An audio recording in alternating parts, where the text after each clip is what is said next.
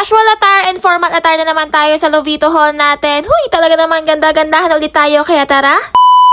Eto na nga ang batch 2 natin sa Lovito haul natin. At first mga mare ko, tignan nyo naman itong suot ko. Grabe, ang lakas maka-casual. Pwede nyo ring pang summer and pwede nyo ring pang formal attire kung gusto ninyo. Ito pala yung boho tribal print at jumpsuit to mga mare ko ha. Size medium ako dito and grabe, napakaganda niya. Syempre pati ako, Charis! Huy, ito na nga, oh ayan, ang pangalawa natin mare ko. Ay, tingnan nyo naman ang atake nito. Grabe, oh jumpsuit dito mga mare ko ha. At detachable itong ribbon na nasa gitna. Jumpsuit din ito mga mare ko ha. At size medium ako dito. Grabe, ang ganda niya. At ito naman ang pangatlo. Ay, talaga naman, napaka-formal nating tignan dito mga mare ko ha. Napakaganda niya. So, partner yan siya mare ko, up and down. Tingnan mo naman ang palda niya. Napaka-flowy talaga. So, size medium pala yung top ko and size large yung palda ko. So, grabe. Napakaganda nito. I swear. Ayan, no. Hindi kayo magsisisi dito kay Lovito. Huy! At ito na nga ang last. Ay, pak! Bongga. Oh, parang si Ana lang ang atake ng dress na to ha. Pero in fairness, ang ganda niya. Size medium pala ako dito. 5'2" ang height ko. 61 kilograms ako. And grabe, saktong-sakto lang sa akin tong dress na to. Ang ganda niya talaga, promise. Oh, alam ko, gustong-gusto nyo rin tong mga sinukat ko. And ayan na nga, alam nyo ba ang gagawin ninyo? Syempre, pumunta lang kayo dito sa Orange app. At i-type nyo lang itong Lovito Space Wendy. At makikita nyo na yung mga damit. So, don't worry, maglalagay na lang din ako ng mga links sa comment section. So, yan lang for today's video. Bye!